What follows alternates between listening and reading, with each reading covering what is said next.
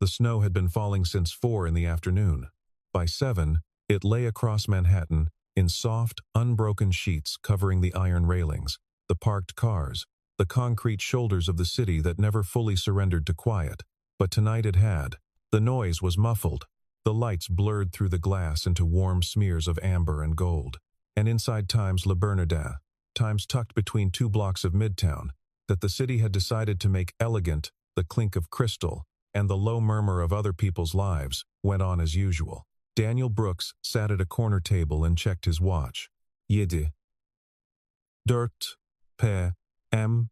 He had arrived 7 minutes early, which was unlike him. He told himself it was because he'd left the office while the roads were still manageable, not because some part of him was nervous. He wasn't nervous. He was 35 years old. He ran a real estate development firm that managed 11 properties across 4 boroughs. And he had sat across the table from men twice his age who had tried to buy him out. He didn't do nervous. He did, however, do punctual. The maitre d' had seated him near the window he'd requested it, knowing the view of the snow-covered street would give him something to look at when the conversation lagged, because the conversation would lag. It always did. That was the nature of these evenings. 2 people performing ease for each other across a white tablecloth, each privately wondering how quickly they could leave without appearing rude. He'd done this 4 times now, 4 evenings in 3 years, each one arranged by his mother, with the quiet desperation of someone who believed that what her son needed was not more time, but simply the right person placed in front of him, each one ending with a handshake, a polite exchange of numbers that neither of them used, and Daniel driving home through the Holland Tunnel with the particular heaviness of a man who has confirmed something he already knew. He wasn't built for this anymore. He ordered sparkling water and studied the menu he wouldn't really read. On the chair across from him, his coat hung like a person. In the back of his mind, a clock ran silently. 20 minutes. If she hadn't arrived in 20, and there was no reasonable spark by 30, he would stay for dinner out of courtesy and leave by 8:30 at the latest. He had a morning call with contractors in Philadelphia.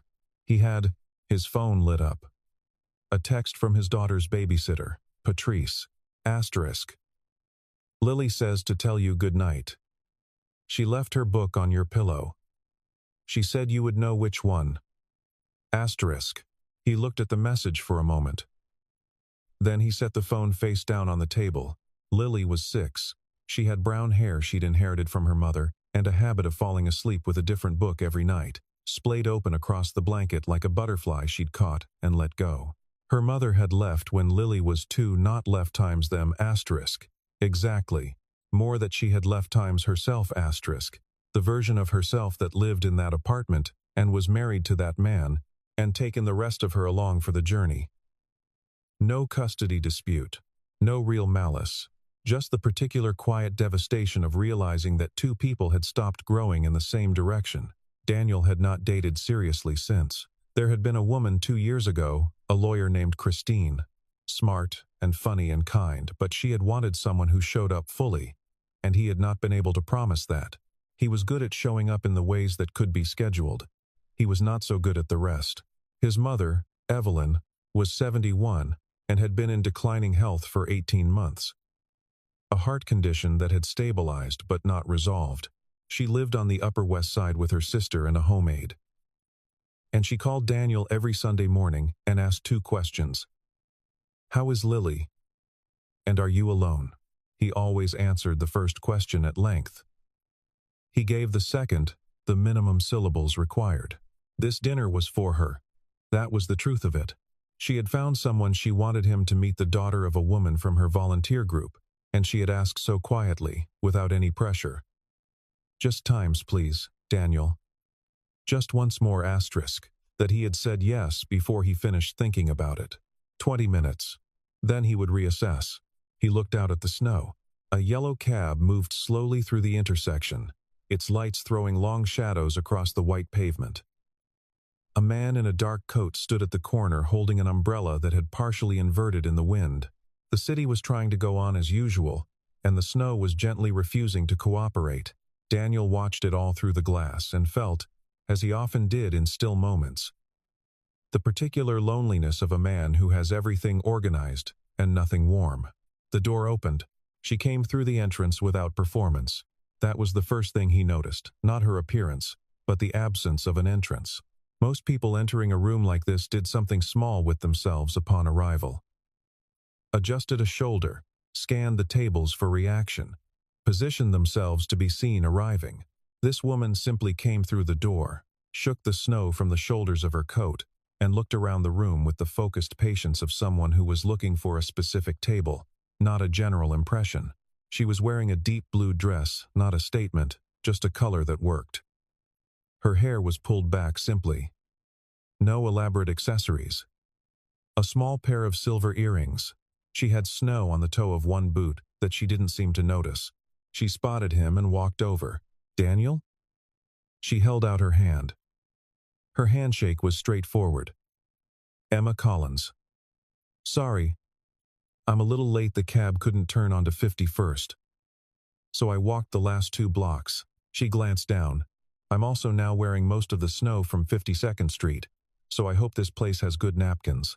He almost smiled. "Emma, please, sit." She sat across from him and looked at the menu. Not at him, not around the room, the menu. As if she had arrived somewhere real and intended to actually eat.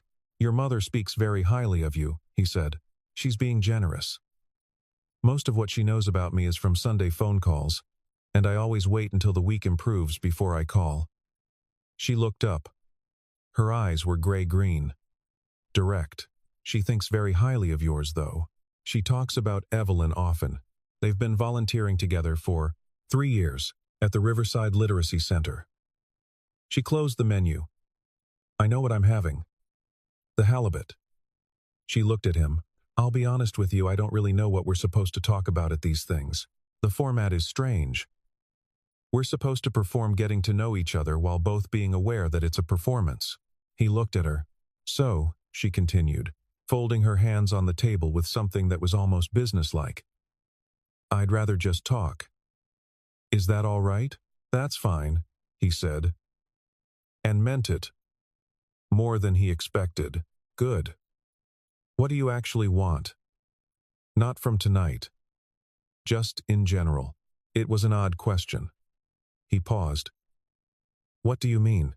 Most people, when you ask them what they want, say things like success or stability or balance, which all basically mean the same thing, less difficulty. But that's not really wanting something. That's just avoiding things.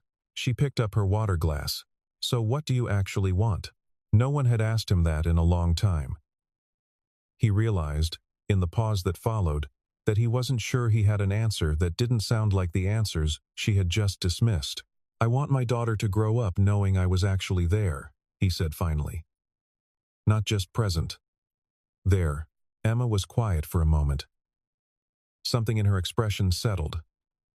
The way a room settles when a window closes and the noise outside fades. "That's a good one," she said. The waiter came. They ordered. The snow went on falling outside. The halibut arrived, and so did the conversation's weight. He told her, eventually, about Brooks' development. The projects, the zoning battles, the satisfaction of watching a building go from blueprint to real.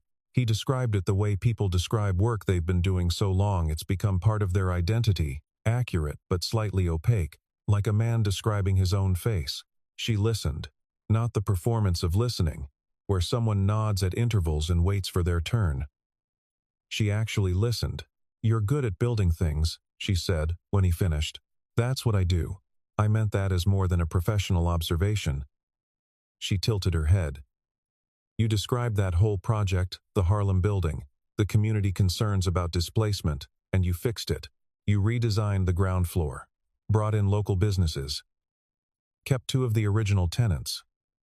You could have just pushed through. You didn't. It was the right business decision. Maybe, but you didn't tell it that way.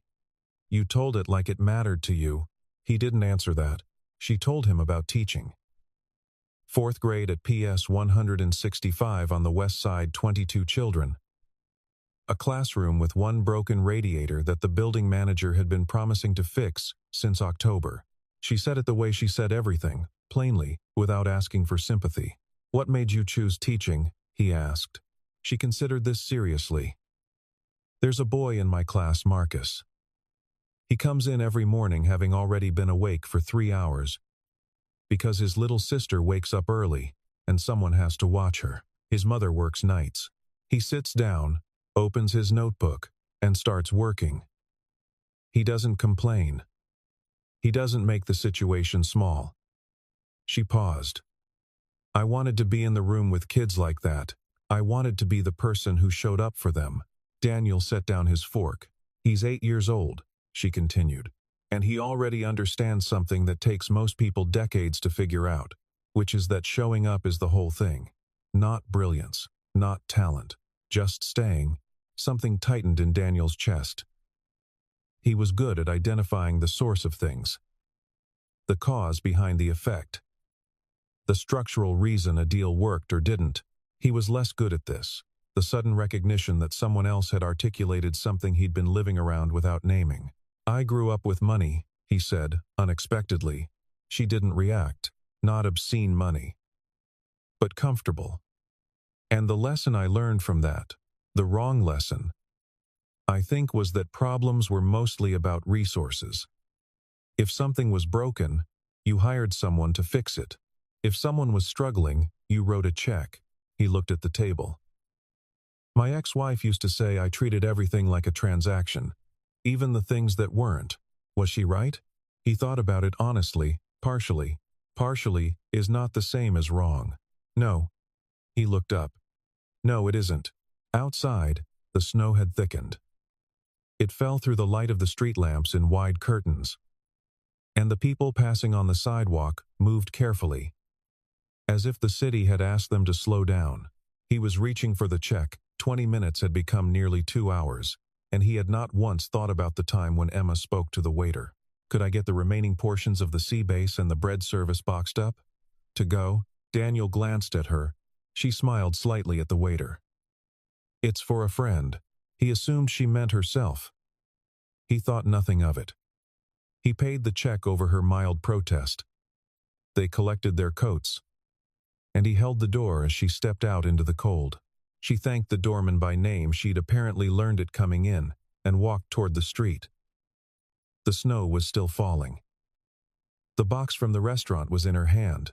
He flagged a cab. One stopped. "I'll be right there," she said.